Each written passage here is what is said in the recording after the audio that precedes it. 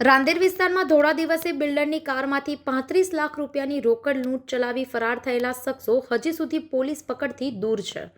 ઘટનાને 2 દિવસ વીતી ગયા હોવા છતાં આરોપીઓની ધરપકડ ન થતાં વેપારી અને બિલ્ડરોમાં ચિંતા વ્યાપી છે. તપાસમાં ખુલ્યું કે લૂંટારુઓએ રેકી કરી જાણબૂજીને ઝઘડો ઊભો કરી બિલ્ડરનું ધ્યાન ભટકાવ્યું અને રોકડ ભરેલી બેગ લઈને મોપેડ પર ફરાર થયા.